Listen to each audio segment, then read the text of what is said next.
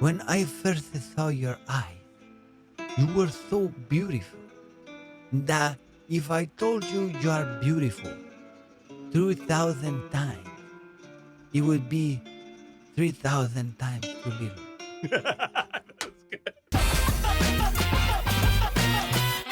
Ladies and gentlemen, Salty Locks is back. We're here. 2 cameras, you thought, right? Woo! Boo! But we got a third. Ladies and gentlemen, I want to hear an applause.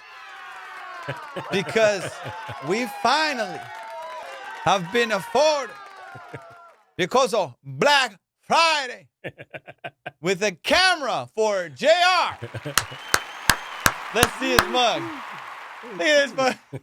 Alien head ass. Looking like an angel on my motherfucking shoulder. Little angel ass looking at motherfucking looking like you got a cholo angel on your shoulder, man. Let me turn this way. Let me turn this way so I can see. I don't even know what you're doing, bro. No, so I could be right, like looking at you through the sideways. I don't know which way that is. I don't... Guys, if you listen to the podcast, I really appreciate it. Like if you just listen to the audio version, but I'm telling you right now, I think it's funnier if you watch the shit. Because we do little like videos. You see JR. You can see me. You can definitely see how goofy JR looks. And that's coming from a guy with women's underwear on his head. And you think I'm playing if you're listening. I'm a Victoria's Secret model, dog. You didn't even know. Imagine that. Imagine if I was a Victoria's Secret model and they're like, you like to wear hats? Well, we like to model some of our underwear on your head. It looks good, though, bro. I think it looks great, bro. I throw that shit on there. I think I look fly. Fly guy. That's the new trend, guys. Start wearing women's underwear on your head. Oh, my new merch. Guys, look out for that, dude. Black Friday only. 20% off. Did you know that like 2 or 3 people die a year from Black Friday? What a stupid thing to die of, dude. Like, how do you even have that funeral? We are all gathered here today because motherfucking Larry wanted a TV. Can you imagine the eulogy? Larry was a go-getter. I remember one time I was at his house and he said his TV wasn't big enough. I hope he's up there in heaven with the biggest TV he can find. Watching anything he wants. What a bad way to go, dude. Black Friday getting stampeded. I want to party when I die. Like, yeah, I want to do it. Yeah, Yeah, dude, that's right? dope. Like the gangsters Yes. where they like set him up like smoking a joint, Yes. and the guy's dead. All the other guys come and put like pour fucking liquor on him, and he's like sitting there like this in a chair. Have you seen those guys like at a funeral? This one. Yeah, That's crazy, bro. You gotta have a party, but you have to write that on your will, dude. Like, yeah, no because no crying. one's gonna like. How do you convince somebody like, no, that's what he wanted? You have to do a video of them, so when you die, they play it and be like, "Hey, This we're is what having he a wanted. fucking party." I want to say thank you if you have watched the 1 hour that I put out on YouTube on Thanksgiving. Just to clear up any confusion, because I think some people thought it was like a recent hour that I just put out during COVID or something. It's not. It was an hour that I taped in February of 2020, because there was like some people like, not some people, one guy commented. And I'm like, dude, he got to me.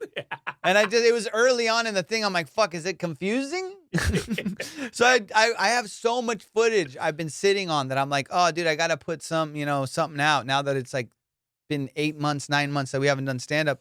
And like, I'm not going to do this shit when I come back to comedy. It's going to be a whole new world, So I got to just release some of the stuff I had. I didn't get a chance to put it on a special. So I'm going to be putting it out and just letting people see whatever it was, at the time that I was doing it. So that's what it's going to be. But this one guy goes, I love you and everything, but I don't know if he's a troll or what the fuck it was, because I clearly wrote it in the description of the thing. I made a point. I didn't put it in the title, but he made me change it to put it in the title. That's how people affect me. So now I have in the thing, pre-pandemic shot, February 2020. Like, I have it clearly detailed. So if you're watching it, don't trip. Because I feel like some people's like, dude, you're slapping your tongue and touching people in the audience. I'm like, man, I didn't even know at that time. You should have seen what I was doing in the hotel room that night. You fucking guy. So that's it. Purge of the material. More clips are coming out. We're going to be putting more clips out. You got to crowd work like a little 20-minute 25-minute crowd work of Calgary coming out too. That's true. Yeah. So I'll put out like a little 20-minute of that same weekend because JR and I were taping that weekend. So I have like 20 minutes of shit that wasn't even on the hour. I don't think that I'll be putting out on top of the hour. That's just riffing and fun crowd work because that's some of the best places that I like to live is when I'm in the moment just talking shit. So hopefully you'll enjoy that one. It's coming out soon. I know this is a big time plug, but this took me a long time to even just put the shit out. And then even after I put it out, I was like, I want to take it down. Yeah. I don't know why, man. I don't know if I'm just so, it's never good enough. You know, there's a couple fuck ups in there and I didn't edit anything in the video. So it's just straight up the whole hour. So there's no like, anytime it gets slow, if you watch a special, they cut that part out. So in this thing, nothing's cut out. It's just you're watching me just do the full hour. So if you lose interest, then I'm watching it too, going, oh, that sucked. Some shit when you watch an hour of comedy, sometimes there's a dip in that motherfucker.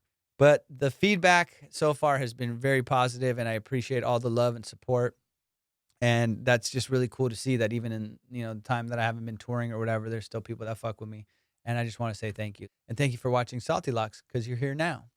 And like I said, if you listen to this, thank you. But watching it is just much better because I'll put up little clips and the little stories that I talk about. Sometimes I'll tape something during the week and then I won't even post it on my Instagram or story or anything like that. I'll just talk about it on the podcast. So it's pretty exclusive to this thing. And I'll just post it like JR running like a bitch when we went hiking. Man, that Mike Tyson, Roy Jones Jr., I actually got the fight and I loved it. And a lot of people said, oh, it was whatever, two old guys boxing. Man, I thought it was very technical. And you still see the remnants of how great they were. I thought Mike was going to whoop Roy's ass just because like he was a heavyweight the whole time. And Roy, I thought would, not have the power that Mike has when I was watching like them training, both of them. But dude, Roy looked good. And I think he was happy at the end of the fight that he made it to the end. So it seemed like even though they called it a draw, I think Roy felt like he won. He was all peppy and Mike was pissed. He goes, you took it. And I respect that. I respect that you took the punches and I gave him some abuse. And it's something that I respect you. Mike Tyson's a fucking animal. I'm a beast. I love Mike, dude. I love Mike Tyson. I read his book or I listened to the audiobook and that shit was so inspiring. And his life is just incredibly crazy, dude. And the way he grew up to the man he became and through the drugs and all the crazy experiences that he had in his life, man, you got to check that book out. But Mike said something in an interview one time that I saw that I always remember. And I think boxing and wrestling and a lot of the sports that are one-on-one or just you against somebody else is a lot like stand-up. Because when you're doing stand-up, you're all by yourself and there's no one you could rely on. So Mike said this one thing when he said he was walking to the ring and somebody asked him like, hey, are you afraid ever? He's like, man, when I'm walking to the ring, I'm scared. I'm a scared individual. I'm horrified. I'm like a little baby. I'm crying like a little baby. I'm thinking about, and I'm paraphrasing. I'm scared. I'm wishing I have nervous. I'm nervous. I'm walking up to the stage. I'm walking up to the ring and I'm just nervous and I don't know what to do. I'm wishing I never did this. If Mike Tyson saw this, he'd fucking kill me. And he said, I'm walking to the ring and I'm just scared. I'm scared. I'm horrified. I'm just nervous. I'm a little baby. And then when I get in the ring, I'm God. I thought that was so dope. And he goes, I'm fucking God. When I step in the ring, I'm God. And I was like, damn, that's so cool. Like just the supreme confidence of the training that you put in. And when you step in the ring, you're like, I got this shit. There's nobody in the planet that can beat me.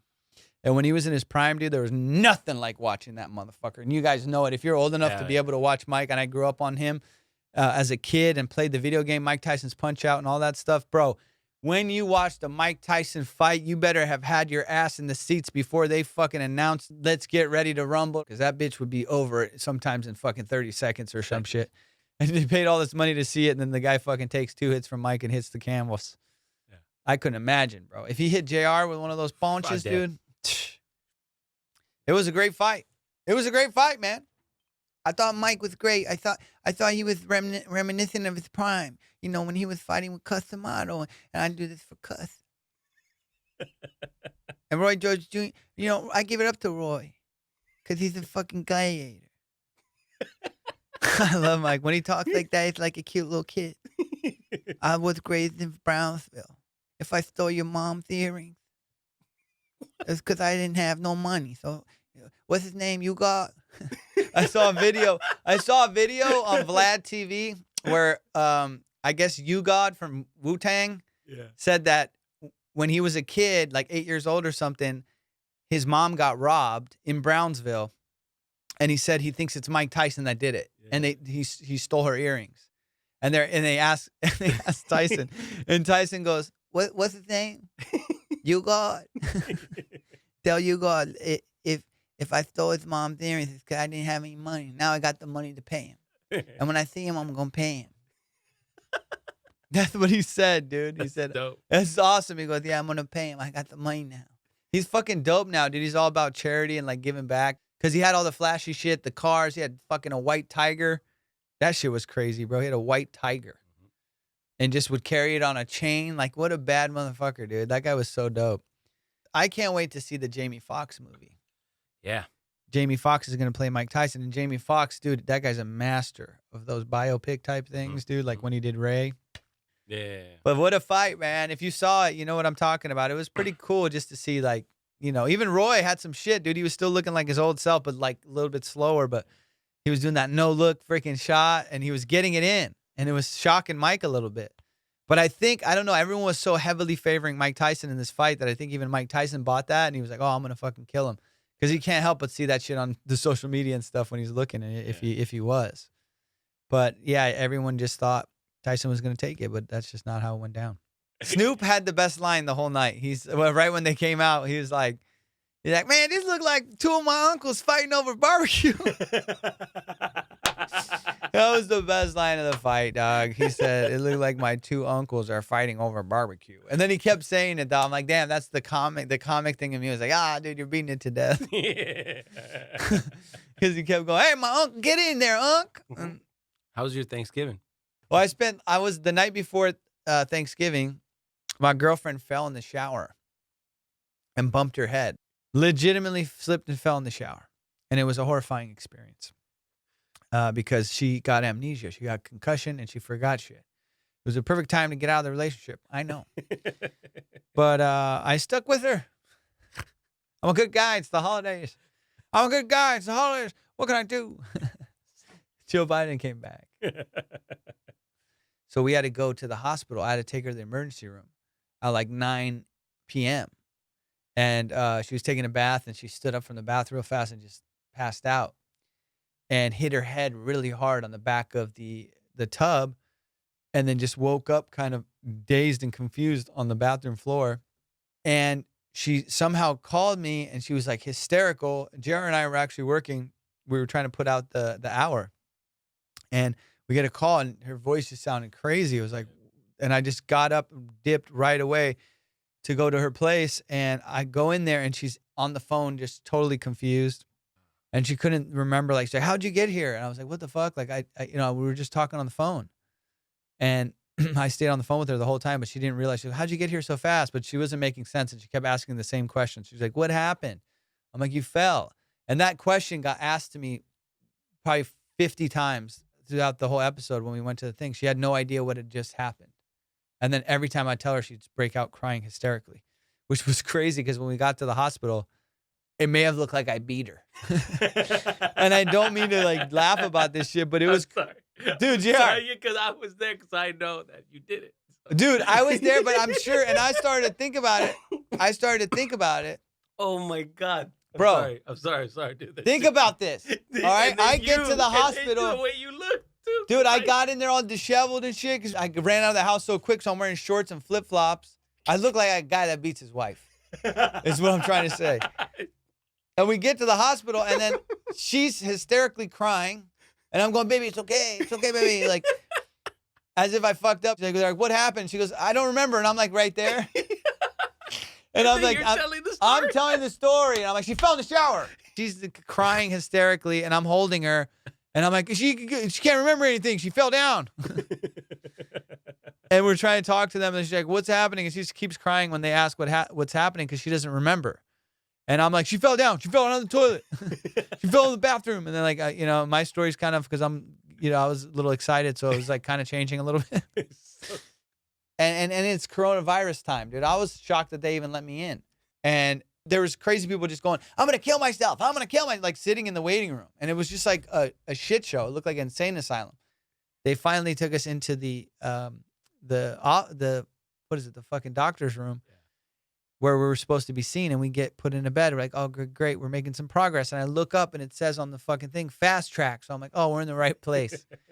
And I'm like, okay, now it's going to be quick, dude. It took fucking an hour and a half to 2 hours for anyone to even come over. There's some nurse sitting on a thing. And I'm like, hey, is someone going to come over? And they're like, no, doctor's in an operation right now. I'm like, well, fucking, can you come over and like see what her fucking head is? And they wouldn't do anything. They wouldn't do anything at all. And I still look crazy, like a crazy boyfriend probably. I was like, I'll hit you too. Because I was like so excitedly asking if they would see her. But then I'm just sitting with her and I'm trying to do inside jokes with her. I felt so bad for her because she just couldn't understand what was happening.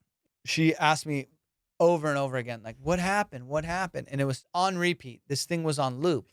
She would say, what happened? And I was like, you fell. And she'd go, I fell? And then I'd say, yeah. She'd go, where? And I'd go, in the shower. And then she'd go, in the shower? And I'd go, yeah. She'd go, what am I, 90? And she would say that every time. Again, what happened? You fell. I fell? With this tone. And I was like, oh my God. And I about 30 times. Even though it was a very scary time, there was something very funny about the situation, dude, because she couldn't tell what happened. And then I don't know if the doctor fully believed me. Maybe I don't, they got to be kind of skeptical. Some shit. Oh, like domestic violence is up. Oh, so. Bro, domestic violence probably right now is going crazy. And at that hospital, at that time we came in and I'm there and I won't leave her side. Yeah. I only saw this in hindsight because in the moment I thought, oh, I'm fucking doing great. Yeah. And I'm like, why are they acting weird? I'm like, dude, she fucking fell.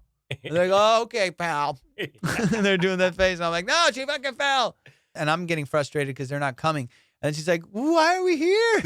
Like every fucking 15 minutes, she go, where are we? And I go, you're in the hospital. Why? You fell. I fell? Yes, where? In the shower. In the shower? What am I, 90? She kept hitting that joke. Bro, she kept hitting the joke. In that state, she kept hitting the joke, which I was proud of her. But it was like I'd seen her show a lot. I saw her show 30 times that night, And probably on like the 30th time she asked me, man, I may have gotten a little frustrated. She asked me again. She goes, why are we here? I go, you fell. It looked like I was saying you fell. That's the story. Yeah. You know what I mean? Because I'm telling her what to say. And the doctor goes, hello. And I go, oh, hi, doc. And then the doctor goes, okay, well, what happened? And I go, she fell. And then I hear in the background, I fell. Bro, it was so fucking funny. Because now she's questioning if she fell. She didn't know that was our story. Bro, and the doctor, I could tell, was like a little bit like, okay. And then the doctor asked right away, why are you crying? Are you scared? And I go, she doesn't remember. And so it looked crazy. Like, and she's like, wait, no, let her tell me. And I'm like, she doesn't remember. I'm sorry. Dog, I know. I'm sure like there probably is a protocol for domestic violence things. Yeah. So I'm like, shit. And I didn't even think about it then. I wasn't until hindsight. I go, oh, why were they acting weird? That's why. Yeah. And I go, oh shit. Okay. And then we kind of laughed about it later, but it was super scary, dude. She couldn't tell the doctor anything. And I was trying to tell the doctor, but then I don't know if the doctor was fully believing me because I was like, she fell in the bathtub. And I swear to God, it would have been so funny. The doctor goes, she fell. What is she, 90? Like she goes, really? See old people that do that. Yeah. So dumb. But the doctor didn't know what to do. So she was like, fuck it. I'm going to give her the works, like all the tests, the EKG, the CT scan, the x-ray. But of course we needed it all just to make sure she was okay. You name the test, dog. They did the fucking test. EKG, CT scan, fucking Ancestry.com for no reason. Like, we did your blood test, man. It looks like you're Scandinavian. Like, what the fuck? Well, we have to be sure. How much was that one? $7,000. Great. They gave her a saline drip thing, and they gave her some anti-nausea medicine that helped her get kind of back to normal because she felt really nauseous. And I guess when you get a concussion, you get sick. And she's starting to become a little bit more and more coherent as it goes on. So that was like a good sign. Really still worried about her head. So then they took the CT scan thing. That took like 2 hours to get the results. And they're like, well, we don't see anything from that, which was really good. Blood tests, cool. You know, they do urine for some reason. They check for cocaine and meth and all that. It's like, well, fuck, dude. We're here for a head injury. There, you want to know we did blow too? It was so weird. Every test, they got fucking one point. The guy's like, "Oh, this is the take your shoes off test and put them back on." Like, is this real? He's like, "I don't know. I don't even work here." Some crazy guy that was fucking in the hospital hallway. People are yelling and shouting, dude. It was a crazy, crazy place to be. And it was Thanksgiving. We were there till Thanksgiving, pretty much, because we were there till like 5 a.m.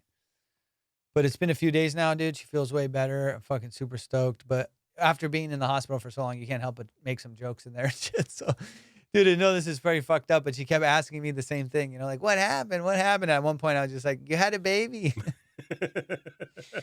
And she goes, what? And then I handed her this fucking blanket that was like wrapped up that they had given us in like a shape of a baby. And she's like, what is this? And then she was just staring at it, like kind of confused. But then I told her, I'm like, I'm kidding. She goes, oh, ha, ha, ha. And she started to laugh. And I fucking took a picture. Am I a bad guy? It was a fucking scary place. And dude, to be in that scenario every night as a doctor, man, I don't even know how they do it. So mad props to everybody that works in the healthcare industry, dude. That shit is crazy. And especially in the ER. Nonetheless, you guys could do it a little quicker. We were in the fucking fast track. Dude, we were in the fast track. I thought, oh, we're going to be in and out. Easy peasy. You know, she's going to be checked out. We'll make sure she's okay, and we'll get her to get home and get some sleep. I've been in the hospital plenty of times. Bro, that's a normal day. So, like 5 a.m, we finally got released, signed the paperwork, and we just went home. And I made sure she was all right, put her to sleep, and I hit her again. So we made sure she was okay. It was just like a rough. Yeah, dude, she's lucky, dude. That's good. That is she feeling better now? She's feeling way better, dude. Her memory's back. You guys had some ER experiences already, bro. Dude, ER experiences. That's kind of a test of a relationship too, to see how you handle the ER experience. And I'll tell you, man, we broke up, but you know, good news, she doesn't remember. Doogie, say hi to the people. Doogie. Oh, yeah. It's so weird, dude. I spent so much money to get his fucking teeth cleaned. In a week, they were brown again. Little dirt mouth ass Doogie. He's got a few new nicknames. Bogo, Bushli, Bogo, Ludwig Sandwich. Full, if you want to say them all together, Bogo, Bushli, Ludwig Sandwich. And then Hegli is a new one too. Hegli. It's just any name that's like kind of cute with whatever he's doing. Right? So like here, he looks like Bushli. Right here, he looks like Bogo. And there's one, Bolio. It's like polio, but bolio. Fuck it, man. You gotta have fun, you know? I'm a guy that wears underwear on his head. Bogo. Polio. What's your favorite name of his? I like Doogly. Doogly? Yeah. Yeah, Dooglele. Young Douglas? Oh, yeah. Dumbo. Young Doug. Did you name him Young Douglas first and then Doogie, or Doogie and then Young Douglas? Doogie first. Doogie first. And then Young Douglas was like his... No, Young Douglas was when the first time that he invested. Oh. And his financial situation got good and he diversified his portfolio. Then he was a young Douglé. Yeah, it's more like he's like out in like Greece or Italy, young Douglé. Dude, Douglé is in the south of France with no pants, bro. Douglé. Excuse me, Mr. Douglé. Your caviar is ready. Guys, really quickly, if you're watching this video, I want you to look at Douglas and fucking give him a name. Okay? Give him what name you would have if he was your dog. All right? Look at him. Douglas. Fucked up. Fuck you. What if this guy was in your head all day, man? I want to just tell you guys this real quick. JR in the quarantine bought a piano that he paid fucking $1,200 for that he used 3 times. On this version of Random Facts in the Quarantine. JR invested in a fucking online piano course that he's never taken. JR and I, this fucking guy, and we have fun on the road. You know, that's that hour that I put out was from Calgary. Calgary's a fun city, man. They do Stampede there, which is like a crazy like country festival, if you don't know what that is. And it's kind of like the Texas of Canada, I would say. Mm-hmm. They're like cowboys and, you know, they have fun. Maybe a little racist. I don't know. Speculating. But I can't imagine Canadians being racist at all. They're so polite and so nice, at least in your face. You never know what they're saying in private. You know, so if you watch the hour, you'll see I talk a lot about Canada. I talk about the plus 15s. Now, the plus 15 in Canada, in Calgary in particular, it's such a cold city that they have this whole tunnel system that's 15 feet above the ground that connects all the buildings together. So you can just walk through all of the city downtown and not be outside at all. JR and I didn't know that. So there's a joke I do in the hour, which you got to watch it if you haven't already. Please go check it out. I talk about the plus 15s really early in the set, and that's what I'm referring to. And we didn't know that they had that. So we're like assholes. We're walking out. It's February in Calgary. It is so cold, man. I mean, birds there are fucking eating other birds. It's that cold. Like it's fucking birdie bird. I don't know if that's an expression. It probably is in Calgary. And you don't believe me, bro. Here's a video I shot in Calgary from that trip. This fucking bird. I've never even seen such a specimen. It's eating the skeleton of another bird. It was incredible, dude. JR and I were just sitting there with our mouths open. Like I said, not inside like the normal people because we didn't know about the fucking inside tunnel system. We're outside like assholes in the wild animals. And we even said, it was like, damn, there's not a lot of people out. Bro, we were taking videos. Like, and this is pre-COVID. So we're like, this is the fucking dumbest downtown we've ever seen. We're looking around, we're like, it's a ghost town here, dude. Little do we know there's fucking parties happening 15 feet above our head. Like hustle and motherfucking bustle, dude. Then we get into the plus 15. It's a party, dude. There's people going. Everyone's like wearing shorts. Nobody's even cold. They have like restaurants and shit in the tunnels, like everywhere. Finally, we figured it out. We're like, oh, everything is connected. You don't even have to be outside for a second. And we're just freezing our asses off. I learned how to play jazz on the saxophone.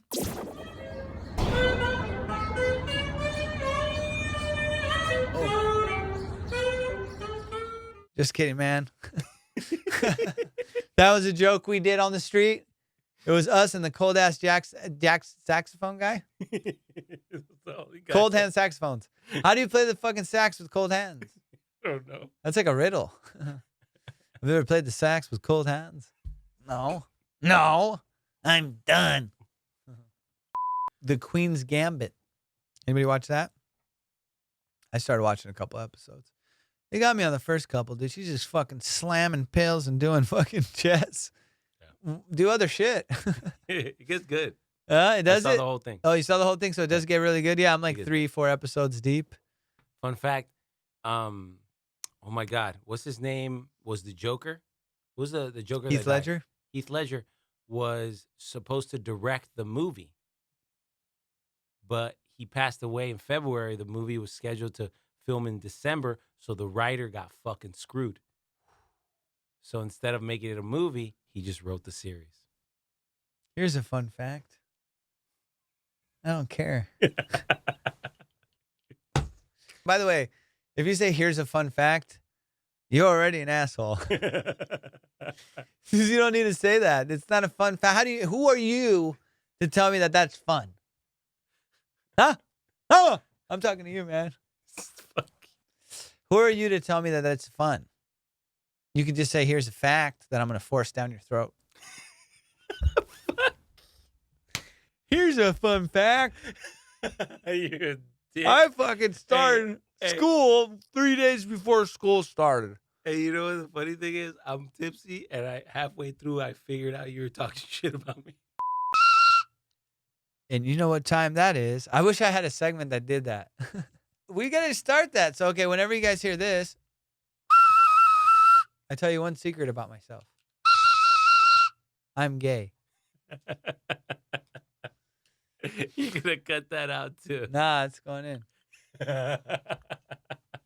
Who cares, bro? You be pansexual. I don't care. They asked me in an audition if I was gay.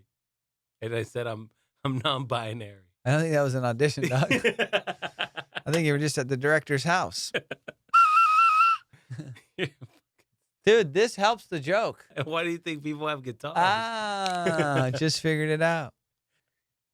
Music makes shit funny, man. Go ahead, do some of your jokes. Go. I live with my grandma. You fucked it up. Nah, man, I made it funny. You didn't do it right. Whiskey sour, whiskey neat, whiskey something, whiskey sweet.